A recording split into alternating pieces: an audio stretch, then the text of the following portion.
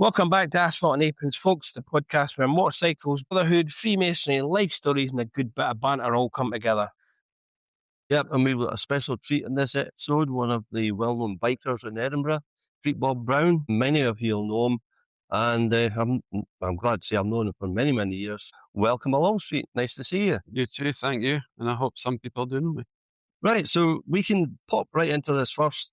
What was the first thing that pulled you into the world of motorbikes, and when did bikes or vintage bikes, cars, such a passion? When I was a kid, in a word, what drew me into motorcycling was blockbuster video. When I was 12 years old, or 11 years old, round about that age, early 80s, one of my friends' brother was older than us, and he used to get videos from Blockbuster, and he would let us watch them as long as we took them back to the shop the next day. All right. So it saved him walking down the road. One of the films that he got that we watched was Hell's Angels on Wheels, which was a late 60s sort of B movie. It had Sonny Barger and some members of the Hell's Angels in it, as well as Jack Nicholson and a few other people. I've seen it advertised, but I've never actually watched it. I watched it and it ticked a box in my head. I don't know what, it ticked a box in my head. Early 80s, you had lots of subcultures coming out. You had a mod revival. You had the rockers and the mods and quadrophenia and things like that. You had the punk thing was just coming to a dying ember, and I was just in amongst all that. Where I lived at the time, my folks had moved from Edinburgh to East Calder in West Lothian, and that was what I would call a mod village out in West Lothian. West Lothian had lots of wee gangs and stuff, which was one of the things that my parents moved there to get me away from Edinburgh. But we ended up there, and I kind of bucked the trend a wee bit because East Calder was full of mods, and the thing that I liked was the kind of greaser look biker sort of thing. Shale Bings are synonymous with West Lothian. Yeah, I've been on them. Oak Bank, which was just up the road from us, had a big bing there, and there was a wee group that was called the Rat Bikers, and they had a wee cut that they used to wear and stuff like that. As a kid, you could go up there and get a backy on the bikes up and down the bings and stuff, and I quite liked that. Rolling on a few years, one of my pals was kind of coming out of the mod scene and starting to go to scooter rallies, and that tied in with me turning 16 and getting my license and getting right. And what actually happened was, one of his pals, he said, "You need to come to one of these rallies. You need to see what they're like." And one of his mates gave me a pillion down to Dalkeith, and we went to one of the old pubs there. I think it was called the Unicorn, and the Dalkeith and District Scooter Club were having their yearly dance fundraiser type thing. And I went there, and just the whole thing, the music, the being out, being young, and actually being out somewhere where you were starting to grow up, I suppose, or maybe not grow up, but you were starting to do things that were different, you were playing with toys or whatever. And the mishmash of music and people, I just loved it. And I went suddenly from wanting to be a Hell's Angel to wanting to be on a scooter. And I went and got a Vespa. I bought a scooter and a second-hand helmet with a visor off of a boy who is still about, and who are still, I wouldn't say we hang out, but I know, he's still around. It's quite strange with the sort of cultures that were going on then, because I was the same. I was brought up down in the Calders, down the road there, and there was a heck of a lot of mods. A lot of them were into Northern Soul. Punk rock was a big thing at the time as well, but I was never into punk rock. I was a Teddy boy. I used to walk about with full draped suit on, like Beetle Crusher shoes, because I was a bit like yourself. I was bucking the trend. I was in the form with them, but then it was the greaser scene sort of took me as well, and it was a case of there was no way I could ride a bike with a draped suit on. So that's why I ended up with the bikes, but it was very much the same sort of thing. And as you were saying, all the different groups, because even where you came from, out in West Calder, you had so many different factions of the Hells Angels at that time as well. The West Coast Angels, East Coast Angels. Down in Hannington, you had Mine Off. I was in the Nomads at the time. So there was quite a lot of groups, sort of separate groups going on at that time as well. And a lot of scooters. Heck of a lot of scooters. Well, that's it. So one of the guys that I was friends with, he got a scooter, got me into the scooters, and I promptly bought a Vespa T5. Suddenly there was horizons that needed to be explored, and off I went.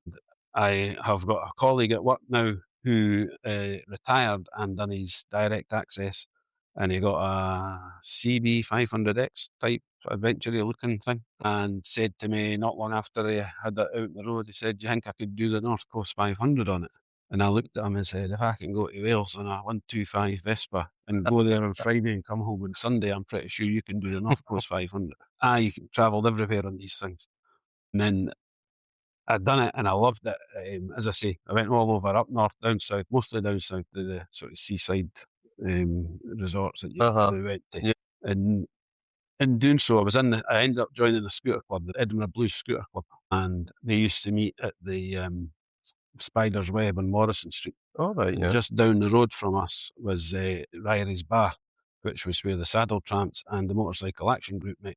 Mm-hmm. And we had a kind of, I'm going to say it was an uneasy alliance, but it was probably more an easy alliance. It was kind of a love-hate relationship, wasn't it? Because we weren't mods. Some of the guys had come out of the mod scene, but in general we were scooter boys, and it was a mixture of everything. Psychobillies, there was punks, there was skinheads, there was soul boys. It was just a mixture of everything. And it was really more about the scooter and the travelling and being in a club and going off and doing stuff together. And as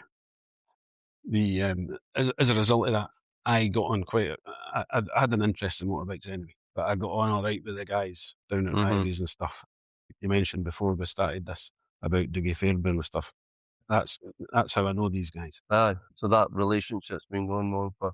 I wouldn't say it was a relationship. I knew of who he was. He probably didn't know who I was. And that built up over time, a bit later on. But I've known him for a long time. But Dougie, you've met Dougie. Dougie's got his own look. He's quite unique, but you have met Dougie a few times. So from doing that and getting in with these guys as well, or knowing them, we took part in things like mag demo runs and what have you. So we used to do that. And then in 1991, a friend of mine's I was 21, I was staying in a council house up in Livingston, and I was mates with a guy who was a biker. I was starting to get, I didn't probably realise at the time, but I was starting to get fed up with the scooter scene. He said, "You want to go down to this rally?" And it was storming the castle. Right, yeah. And it was the first ever storming the castle. Right. He had a Honda CB554, and I had a 200cc PX, a Vespa PX. And the plan was to meet up at the services at the end of the bypass with the Motorcycle Action Group guys from Edinburgh, and we were all heading down en masse. And on the way round the bypass, Andy, the guy's name was, he got a puncture in his back tyre. I think there was a bit of debate as, do we just call it and go tomorrow, or just call it and not go, or do we try and get it fixed? So it took a few hours, but eventually got it fixed. I think we had to get picked up and taken back up to Sight Hill, and somebody there fixed it. And we missed out on the meet-up with the MAG guys and decided, will we go back to Livingston and go tomorrow, or will we just keep going? So we decided to keep going. I was 21 years old, and off we went down the A68, which I'd never travelled before. Round about where it passes over the A66, I ran out of fuel, because one thing we hadn't accounted for is that at 10 o'clock everything shuts. All right. Or it did in 1991. So I ran out of fuel, and Andy and his wife, or good lady as she was at the time, they kindly left me in a dip in the road somewhere and rode off in towards Newcastle. All right. Where they left me for, I don't know, it felt like about 3 weeks, but it was probably about 40, 50 minutes. I had not long watched American Werewolf in London, sitting in the in the border at the edge of the road, in the moors basically, and all I can remember was the fog starting to come down because I was in this dip. So I then pushed this scooter to the top of the hill because I did not want to be down there. You start to worry about things and you think, how's this happening? You know, what am I doing? Suddenly out of nowhere appears Andy and his wife on the back holding what was now 3/4 of a pint of petrol. So when they went to the petrol station, you couldn't get a petrol container, but they'd found a pint glass sitting on a wall at a pub. So they'd managed to hide for the Ella, put some petrol in there, and by the time we got back, some of it had swished out. But that gave me enough fuel to get into the petrol station that they'd went to. And it also caused us to change our plans a wee bit, because what we ended up doing was going down the A1, and it took us hours to find the entrance to the campsite. We had found storming the castle, but we couldn't find the entrance, and we just kept riding around the site until eventually we got our way in. And on the Saturday, I had quite a bit to drink when Andy came over to me and said, they want you to put your scooter in the scooter show.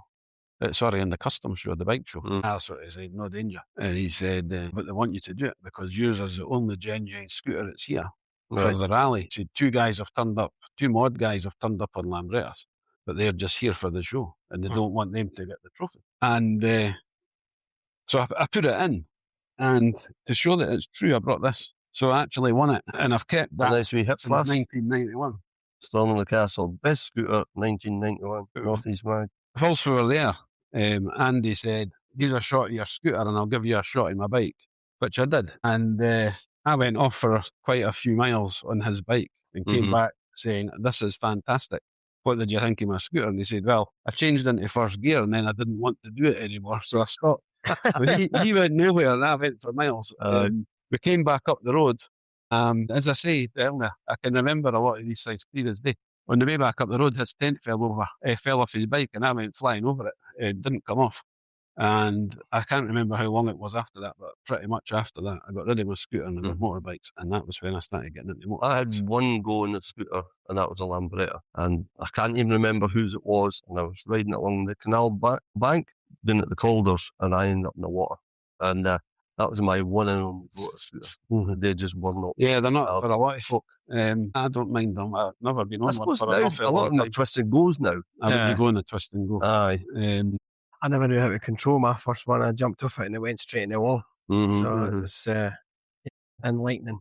I wouldn't go on. I wouldn't even class that as a scooter. I would say they're mopeds, but that's just me. So what was the first bike then? My first proper bike, well, I had a Z250, but I never bought it.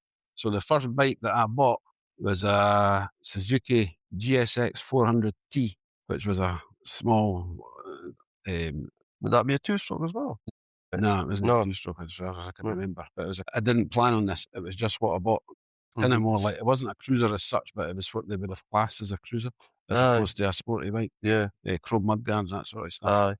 Quite relaxed. And I loved it. And I razzed that absolutely everywhere I went. I went to bike rallies, and I went to work, and I went to the shops. I didn't have a car. And I took it everywhere until eventually I burst the crank. And I tried to get that fixed, and somebody said, hen's teeth. So the bike went, and I bought a Bandit. And I always remember my dad. 650 or the 1200? I bought the 600. It was when the Bandits first came out. And my dad had said, "Don't get a big bike. You know, you're coming for scooters, work your way up." And he talked me into getting a 600cc. He never taught me. He advised me. And I took that advice. I think it took me about 3 hours to regret that. I wished I'd went for the 12. But even at that, the 600 Bandit, it was quite a speedy wee bike. It was brilliant. Everywhere I went, I just thought, there's somebody with a 1200. Yeah. And I'm still like that. I had the 1200 Bandit, and it was a lovely piece of kit, like really nice bike to ride. And I used that, and then I loved that bike as well. I went everywhere on it. And eventually I wrote it off. Coming home from work one night, I was a bit throttle happy, I suppose is the terminology. But that was a good bike. But as a result of crashing that, I was quite hurt. And I had a holiday booked to go away to France with a group of friends. And one of those friends said, "Get yourself a Harley, slow down a bit." And I said, "I can't afford a Harley." And he pitched up at my work one day, spoke to my boss and said, "Can I take him away for a bit?" And we went down to, was it Albans it used to be down at Leafling? Yeah, it did, yeah. And so I went down there and I picked up a Yamaha Wildstar, which when I first met you, I probably still had. You did, yeah. And that was a great bike. It was a modern Japanese copy, I suppose, of an old 50s Harley. Yeah, well, remember, because when I went down to Alvin's when they were doing there as well, I bought a 650 Dragstar. But I mean, that was a cracking wee bike. Well, this was wee thing. The thing I had was a 1600 air-cooled pushrod engine. It was just brilliant. It was a beast. And I remember my dad saying, "That's bigger than my car." It was a huge move. It was a huge bike. But I took that, I went all over Europe on that. Not maybe all over Europe, but I went over a fair bit of Europe, and I went several times, and I enjoyed that. But again, I was still using it for work, and it was a bit... Do you think that kind of style of bike, the cruiser sort of style of bike, is that your sort of favourite stance, your favourite sort of bike? I know you're going on that sort of, I don't know, will you class your Kawasaki now as a sports bike? Certainly a modern bike. Yeah. It's certainly not a cruiser. Nah, it's certainly modern compared to your cruiser, but what do you prefer? Do you prefer that kind of stance, or do you like the cruiser stance, or do you like the mix of the both? So as you know, I've had my street bob for, this July I've had it 20 years. I've had it for new. I bought that in 2006 and I traded in I sold the Yamaha Wildstar, and the money went into getting the street bob when they first came out. For various reasons initially, I kept that, but that is staying. That'll never ever go. That's what I was going to... I would have said to you, if you'd asked me this 3 years ago, I'd have said I'll never be on a Japanese bike again. But then I got a cheap bike, me backwards and forwards in the winter for work, one, didn't you? and had the wee said ZR 600. And I'd got a wee bit older, so I suddenly, now, touch wood and all that, but I suddenly thought, I'm actually a bit more sensible now, and I'm a bit better at riding bikes. So hopefully I'm not going to kill myself, and I quite enjoyed it. And I rode that until it was starting to cost money to keep it on the road. And that's when I decided, well, the stars aligned, and the Z900 RS was a pre-registered brand new bike. It's a lovely little machine. I like the colour of it. I do like the colour of it. So your Harley, are you still using that then? Is it still roadworthy? My Harley's used as often as you can. At the moment, it's difficult when you go into my setup at home it's a garage size shed, but it's one bike in at a time, one bike out at a time. And sometimes it's easier to take the nice light Japanese bike that's easy to live with out than it is to take the Harley, especially for going to work and stuff. You're not waking people up in the morning. I've got the two bikes in the garage as well, and I've got enough room for them.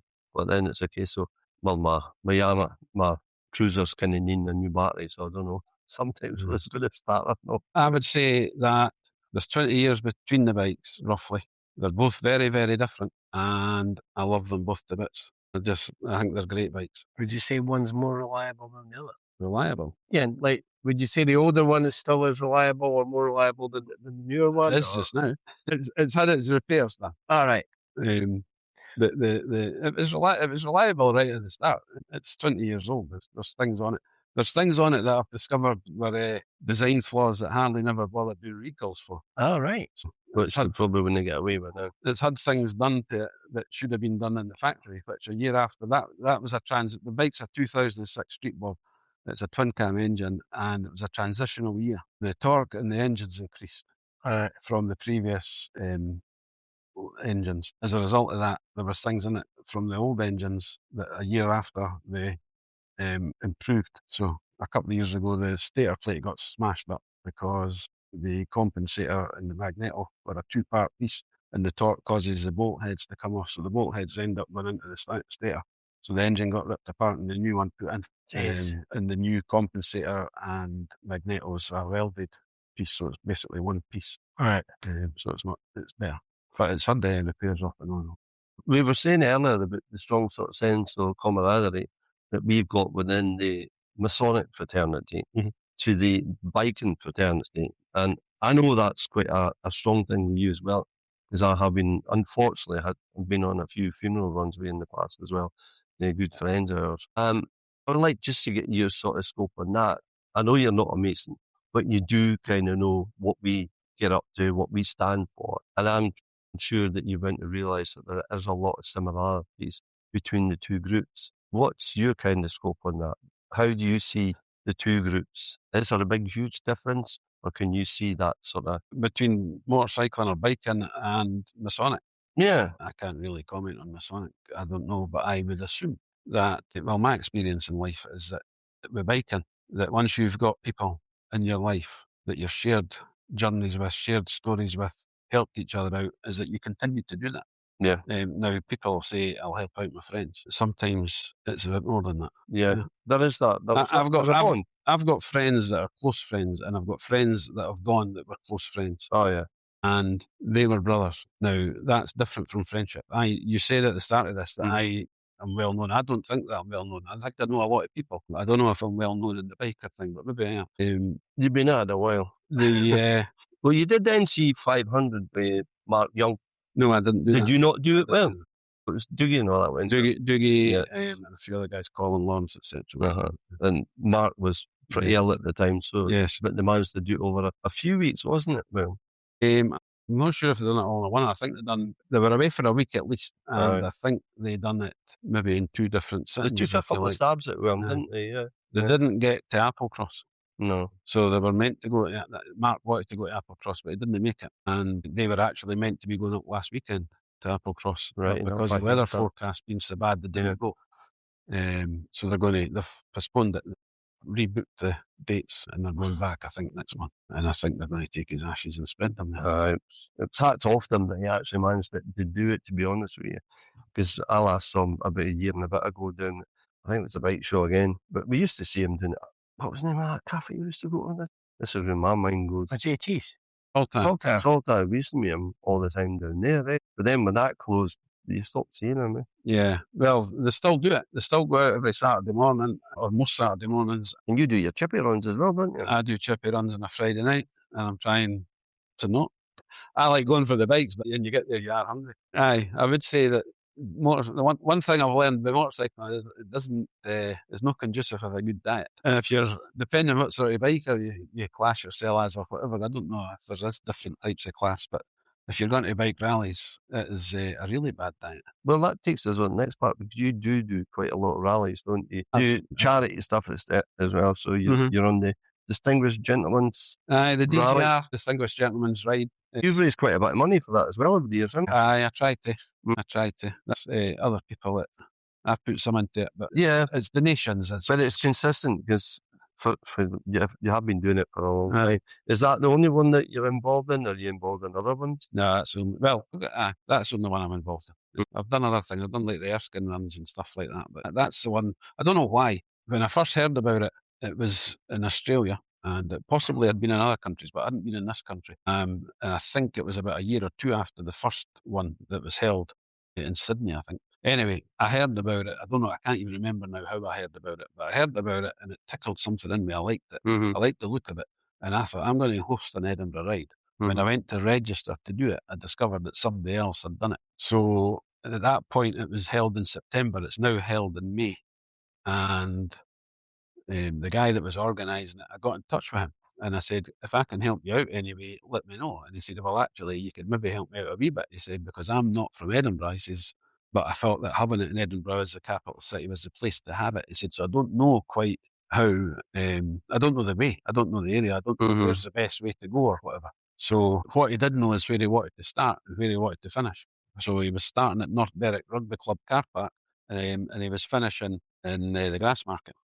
And when I went there with 3 other guys, we met at somebody's house and we rode down to North Berwick wearing fake moustaches and suits. It was quite good fun. It was quite funny. To the point I had tears of laughter rolling down my face at one point. And when we got there, you're thinking, are we the only idiots that are doing this? When we arrived, we were amazed and delighted to see maybe in the region of 40 or 50, maybe 60 bikes, various people dressed up. The guy that was organising it was a guy called Stephen. He is quite modest and quite quiet and quite shy. He's actually quite good at a lot of the stuff he does, but he didn't say, hi, I'm Stephen, I'm the organiser, and this is what we're doing. He just kind of mingled about saying, hi, how are you, and didn't say anything. So eventually it got to the departure time, and nobody quite knew what was going on. So I started up my bike and off we went. And it was a ragtag bunch of people, laughing, smiling, and riding along the road, the coast road through East Lothian, and then it got a bit mixed up in Edinburgh because we got split up. Easy done. But everybody got to the Grassmarket, and I would say about that is that I have made a hope for life, but I've made a lot of friends out of that. Yeah. And it's grown and grown and grown, and it's actually on this Sunday. As I say, I've done it every year since it started, and I love it. I think it's a great thing. It's got a wee bit of big and a wee bit of commercial for me, but that's just my opinion. There has aspects of the big and the commercial that are enjoyable, and there are aspects of the event that are really enjoyable, and that goes right back to the very first one, when you can't replicate what happened the first time, the feelings that you had and stuff. But when you meet other people that are doing their first ride or they've not done it, they're delighted, and you see that and you remember it from your own time. Well, I'm sure I saw a post from you the other week ago that you were in a rally. It could have been over in Fife, and you were saying it was a bit of a sort of 1-2-5 rally that you were at. But you know yourself, with these kind of things, these rallies, these are the bikers of the future. And I suppose we were on that same state ourselves. We did the blood bike one last year, and we saw the difference with the youngsters coming through now with the bikes compared to what it was when we started. And they were very much into their Insta shots. More the camera shots were more important, or the gear they were wearing, or the persona that they were coming across with the helmets coming off and whatnot. That's not the kind of thing we would ever have done, to be honest with you. And I don't know whether I like that kind of thing or no, but that's up to them. That's the future bikers that are coming forward. But then there was all those old fudder-dudders that were getting all the proper pictures done with the Blood Bikes group, and it was really a really interesting day. It's something I did enjoy, but I didn't really enjoy some of the riding that comes for the youngsters, because they're more interested, as I say, in getting their camera shots than the bike safety, I would say, for what I saw. I've always been interested in the DGR, but never had the sort of right bike to do it. I think if you've got, like, I've got an adventure bike, And what I was told recently was if you want to do it, just sort of stay at the back. Yeah. So that it doesn't spoil the classic bikes that are there that are doing it, where that's the essence of the ride, but you're more than welcome to come along. There was nobody trying to put me off. It was like, the more the merrier. Yeah. If you've got a newer bike, just stay a wee bit at the back. So via Facebook yesterday, somebody had actually tagged me into a comment that somebody had put on, but I don't even know what it must have been, like a biker group or something. I don't know what it was, but I seen it, and it was basically somebody saying, "Oh, I'm quite interested in it," but they didn't really know a great deal about it. And I don't. What the person was saying is, I've not got any of that sort of gear, and I don't know, is it spectator friendly or whatever. So somebody had tagged me basically to answer a question for them, which I did, and the answer was, it starts at 9:30, where people start gathering from 9:30, and it doesn't leave till 2:00 in the afternoon. Is when this year's ride is leaving. So there is plenty of, I don't know if there's enough to keep everybody entertained, but there's a lot to see, and there's a lot of people. It's a good atmosphere. If the weather's nice, it's brilliant. If it's not so nice, it might not be as good. But if the weather's and the sun's shining, it's a great day out. And is that still starting off in North Berwick? No, it's now leaving from the front of Dalkeith House. Is it Dalkeith House? Dalkeith Country Park? Big house in there. Right, yeah. So it's in there. It's a short run around the sort of south part of Musselburgh and then the south part of Edinburgh, and it'll conclude back at the front of the house. I would say if you want to take part and you feel your bike's not right, do what you want. Sign up, and I would say dress the part. A lot of people are like, oh, but what about motorcycle safety? Well, there's all different ways you can do it. People think you have to wear a three-piece suit or whatever. You don't have to wear a three-piece suit. It's about looking dapper. There's a wee bit of theatre to it, so you maybe want to look a wee bit different or a wee bit ye olde world. And that's the way to do it. You don't have to wear a three-piece suit. Well, they're supposed to do it. A lot of folk, they do Santa runs, and they do it for Easter egg runs. They can do it for something like that. And a lot of people comment to me that they feel there's an awful lot of money getting spent on suits and not enough money getting raised. And there is some people that may be doing that, but you can go around the charity shops or whatever, just buy something cheap. You don't have to. Yeah. And if you come along and you sign up and you feel that your bike's not right, I don't organise this. I've been involved in helping, but I don't organise it. So I'm not speaking on behalf of anybody. But I don't think that if somebody was riding a sports bike and they were looking the part and they're at the front of the queue or near the front of the queue, that they're going to get told, you go to the back. Now, I've in the past said to people when they've come and asked, we're going to join in, is that all right? And I've looked at them and I'm saying, well, they're on full leathers. So all I'd ask is if you are joining in, stay towards the back, because all the camera shots at the front, we want to capture the essence of what which is understandable. That's the whole point of the essence of it being the distinguished gentleman, isn't it? So, yeah. On the distinguished gentleman scheme of things again, what would you say is the most unexpected connection that you've actually made through your bikes? I don't know. This interview's not went any free like I thought it was going to go, because I'd actually wrote stuff down, but as soon as you said you were filming it, I was scared to get my bit of paper out. I've went totally off my agenda. Use that. No, feel free to use what you want to use, though, because this is about you. It's not about us. So it's trying to bring out some of the stuff that you want to talk about. What have I done? I've met various people, celebrities, and I've met people that aren't celebrities, but they are very different to what I am. And you kind of think, I never thought I would connect with these people. I do connect with people. I would say that the person, if I had to pick one that I connected with that I didn't think would be a connection for me, I would say Rusty. Right, okay. Rusty and I became really good friends. You did, yeah. And I would say that was the one where I was a bit like, oh, that's, I wouldn't say we were chalk and cheese. No. I would say we were different, and it was unexpected. His hand of friendship was a big thing to me. Yeah. He was some cookie, because you actually went for a ride with him just not long before he passed away. Days before he went away, which was unexpected as well. Yeah. Maybe not by him, but certainly was. Well, it was by everybody else. Yeah. And you were, I would say, lucky enough to film that as well. I do a few of these films. I have to watch what I'm saying, because you never know who's listening. I'll need to show you a picture of Rusty sometime, because he was an absolute character. For wearing the part, looking the part, Rusty was that part. A hell of a nice boat. And he was a stonemason to trade as well, wasn't he? He was, Yeah, he was, yeah. His last ride. So he bought this Sportster hardtail chop thing, and he wasn't getting out much. It hadn't been too great. COVID was happening. He'd been working abroad. Because of COVID, he was having to come back here and stuff. So he wasn't getting out much. Anyway, he must have been feeling a wee bit better, and we decided to go a run.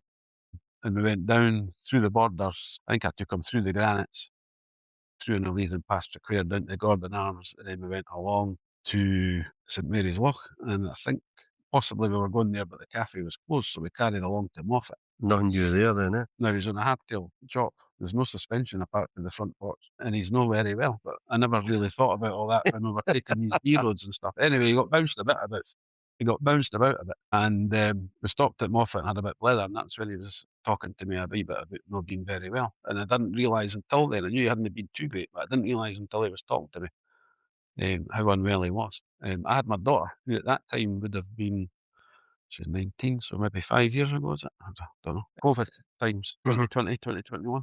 So I had her on the back, and I sometimes take videos when I'm on the bike, and people always like, oh, yeah, I'm not very tech savvy. And people are like, what do you use? Is it Insta or is it GoPro? And I hold my phone like this and I ride my bike. And what I've done with my daughter is I actually managed to stick the phone sticking out my jacket pocket. And just had it, and then I think I picked up a wee bit as well. I actually tried to pull up beside him at one of the bits when we were coming up towards Broughton, but he thought I was trying to race him, so he took off. So I didn't quite get him. But that turned out to be a very poignant, unexpectedly. Yeah, and then not long after that, we were part of this funeral cortege for Pennycoot to the crematorium. So a lot of the boys were just up at the victory rally up in Aberdeenshire. Just at the weekend there, Norrie and Sideshow and Don and that were all up there. And others. That's the ones that I'm remembering at the moment. Anyway, they were there, and Don sent a little video because one of the cover bands played Hey Hey My My. So they were all, I don't think Don's danced in an awful long time, if ever. But they were all up, and I don't think the tears were far away, but Rusty was remembered at the weekend. People when I were members of Cruiser Club Caledonia 20 years ago, something like that, and many years ago, and these were all characters that were on it then. Happy days. You were asking me about vintage stuff. I like going to vintage shows. I do take a lot of pictures. A lot of the vintage shows have cars, but I'm not a car aficionado, and I'm not a huge fan of cars. I was way into my 30s before I even passed a car test. I even tried to pass a car test, and that was mostly for a work thing. But what I do like is I like old machinery, and I like especially static steam engines for some reason. The noise, I like the zen moment of listening to them. I like people tinkering with them, and I like the smells and the sounds. Just like it all. So you're an avid watcher of Shed and Buried. I do watch all these things. Henry Cole, here we are. I watch that and loads of YouTube. But that's the sort of things I like. And I know that in your questions you were talking about vintage machinery and stuff. So does it encourage you to tinker with the bikes as well? You still do a bit of maintenance yourself? I do. I'm not as confident as I once probably would have been. It's funny, I'm exactly the same, whereas before I wouldn't bother getting in there with a hammer and a spanner, but now I'm a wee bit, you'd be surprised. I mean, the stator, I was saying earlier about the stator going on my heat bob, that was only about 2 years ago, and my mate Derek is a bus mechanic. Him and Kenny said, well, we'll fix it, you know. So between the three of us in my back garden, we stripped down the heart of the engine, really. We had a bit of guesswork on YouTube, put it back together with the right parts. Amazing what you can do with YouTube. Well, I diagnosed what was wrong, and Derek said, there is no way in this earth that is what is wrong. Get a new regulator rectifier. So we put that on, and then he came and tested it and said, buy a new magneto and a new stator. And right enough, when we took the primary off, the oil was full of wires. What I like about bikes is not so much maintaining. I suppose tinkering with them. TLC is what I would say. There's some people I know that don't clean their own bikes. I'm a big advocate of clean your own bike. So I was down just earlier this month, down at the drill hall in Peebles for the vintage show, the auto jumble and stuff. And I came back up the road, and I was cleaning the bike when I got home, and I discovered that the exhaust heat shield, the Jubilee clip holding that on to the exhaust had come off, and I hadn't noticed it. I've just, at the bike show, I got a set of earplugs made up. I've got a wee bit of hearing loss coming on. But I thought, I mind you were over talking to them when we were doing that. I better protect what I've got. So I've got these for the first time ever. I'm now wearing earplugs. Or would you recommend them? Well, I'll recommend them to me. I've never worn them before, and anybody that ever wore them before, I would probably say, that's not for me. It's up to everybody what they want to do. I'm putting them in. It took 3 weeks for them to get delivered, and it took me 2 weeks to start remembering to take them. I tend to come out the road and down onto the past the Laird and Dog up Lathraid and then onto the bypass or whatever way I'm going. And it's not until I'm there that you start to open up the bike. I think just by chance for that couple of weeks that I was using the Kawasaki, so it's a bit quieter. So it wasn't until I was opening that up, going up the slipboard, that I was like, I forgot my earplugs. I was at the motorcycle action group meeting on Tuesday night and I got home and thought, I've not put these earplugs in. I had more of them going, but I hadn't put them in coming home. So I'm still getting used to it. But I can hear out there. People talk to me and I can hear them. It's a bit awful, but I can hear. I know a lot of people do wear them. It's not something I wear, I must admit. No, I've got them, but I'm like, I keep forgetting to put them in. So I've had tinnitus since when did AC/DC play at Murrayfield? I've had tinnitus since then. I've never had tinnitus in my life. And it's constant, and it's been constant since then. I had to go for a medical, and during that medical they said, get your eyes tested as part of your blood pressure thing. And when I went to book that, I went to Costco. No advertising, but I went to Costco because it's free. The guy said, I can't do it until whatever month it was. And the lassie next to him says, I can do your ears if you want. And I said, well, I'll get my ears done because I've got tinnitus, so I'm worried about my ears. And she said, what ear's your tinnitus? And I said, this one. She said, that's a pity because you've got 30% hearing loss in your other ear. And I said, oh, that's strange because that's next to my exhaust. So we had a bit chat about lifestyle. And she said, yeah, I'll let your doctor know, but I don't think they'll do anything to protect your hearing. But the earplugs are all right. Have you got anything else you would like to put to us? Because there's one of the questions I would like. One bike you would like to own if money didn't matter. If money didn't matter. So that's why I brought this book, because I thought if I said to you I would want to have Daddy-O, you wouldn't know what I was talking about. Jesus. That's what I'd like to have. Wow.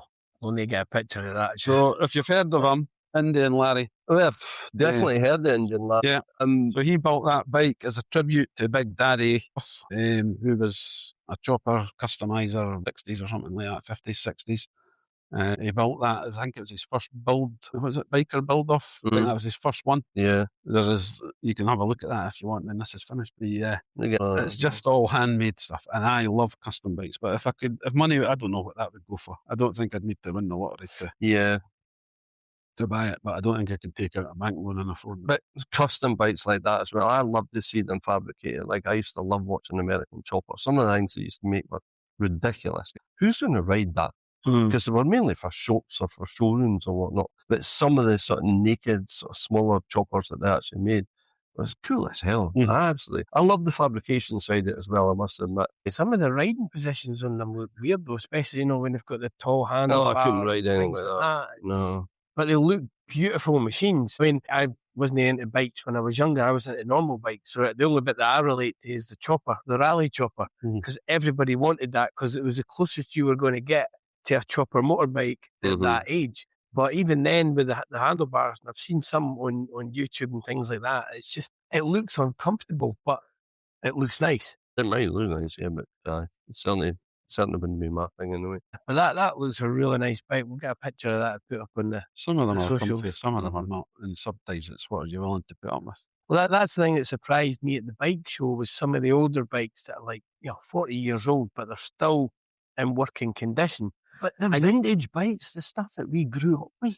I know, but you look at back then. It's like looking at cars and things like that. You look at going back. I tell my daughter, I used to have a car that didn't have electric windows, and she can't comprehend that cars never had electric windows, that you had to wind them up. And of course, the back windows are windy ups. And it's when you've got an old car.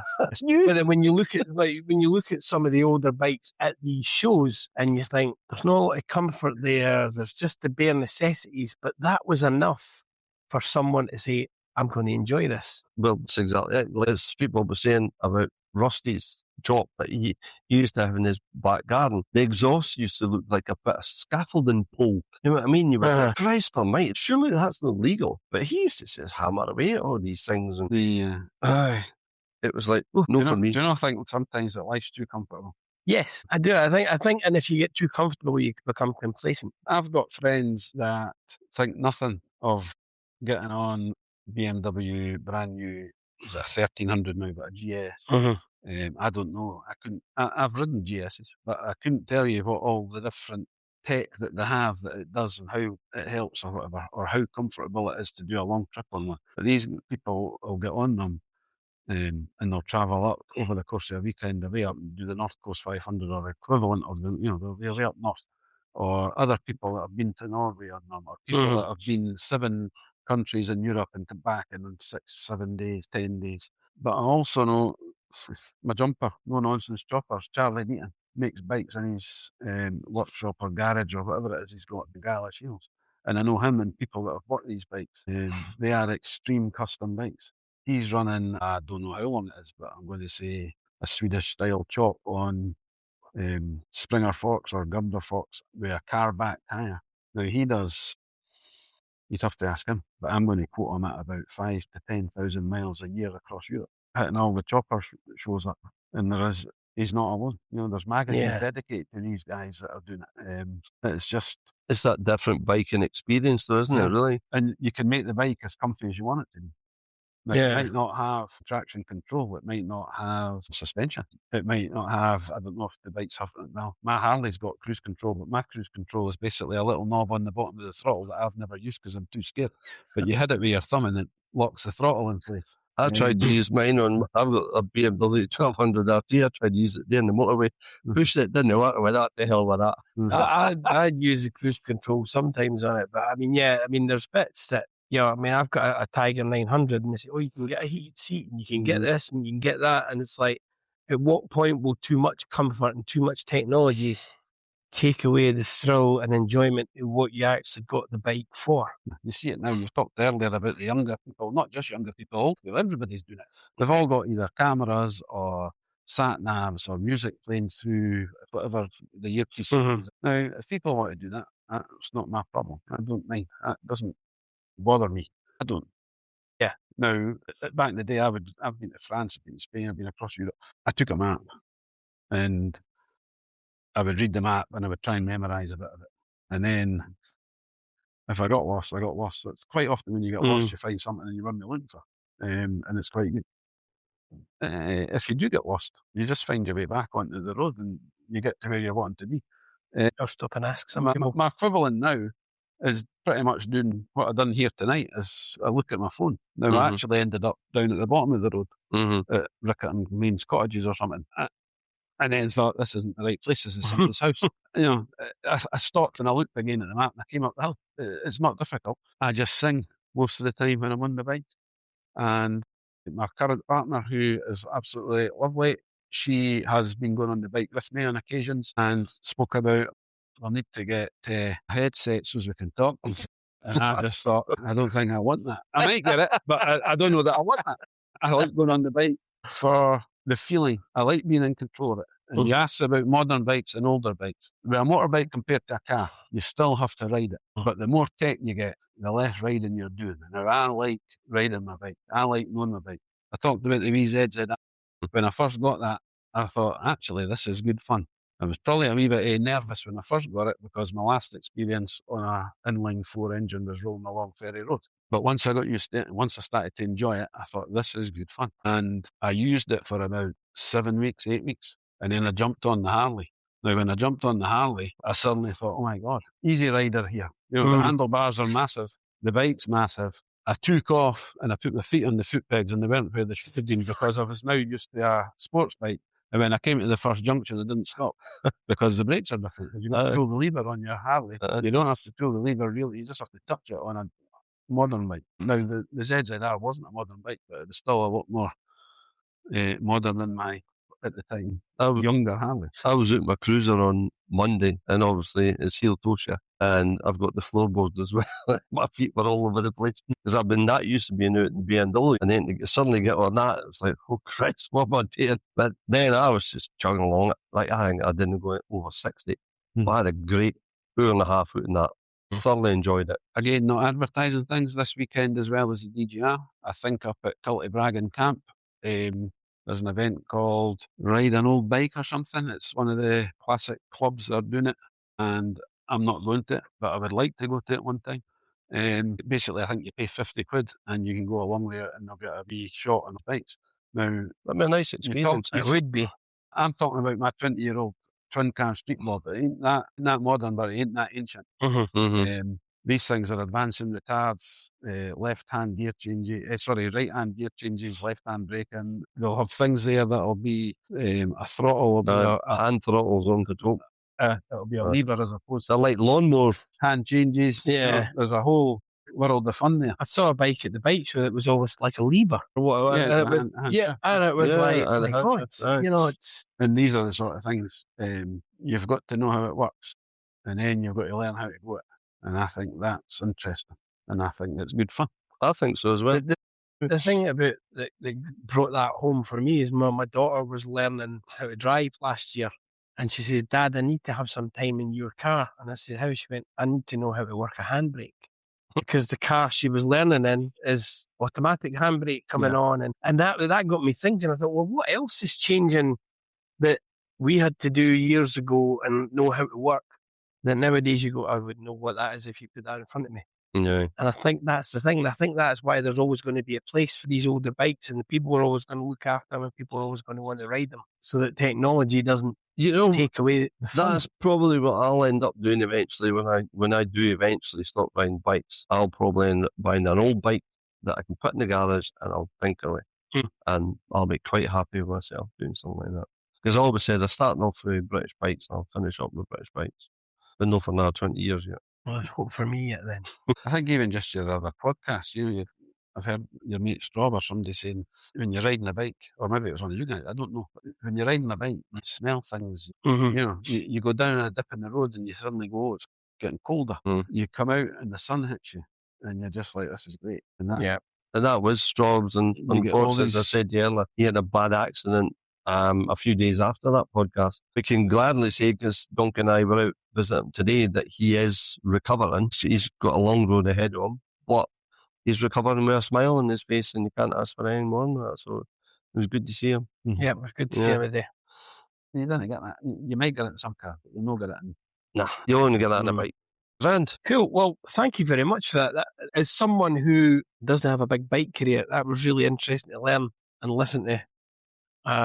And has given me a lot of food for thought as well. And I hope it's given the listeners a lot of food for thought about bikes and appreciating, that it's not just all the new technology stuff. It's as I say, the old stuff that's still going. These things were built to last. Streetball gets involved with all that kind of stuff, and I would say, what I would class him as, he's a seasoned biker.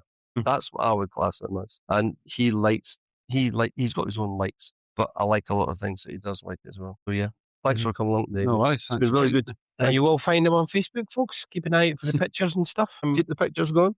And follow, share, whatever you can. We'll put as much on our social medias as we can. A little shout out for things that are coming up by the time this one launches. The Lodge Liberton 1201 are having a race night on the 20th of June. Check out their Facebook page if you're interested in that. A wee shout out to anybody else. If you've got any other events that are coming up that you want us to try and promote, please let us know well in advance, because we do record these episodes in advance. So don't suddenly message me today to say, oh, by the way, I'm doing this at the weekend. And for everybody that is doing the DGR at the weekend, we hope the weather holds out for you and you have a great time. Raise lots of money for a great cause. So ask the question, Steve. Got one last question for you before we finish off here. What does riding mean to you in one sentence? Everything. And I never wanted to stop. I think you can't ask for more than that, can you? Nah. Good answer. Perfect. And once again, Street Bob, thank you very much for coming along this evening. And we'll catch you all later on, folks.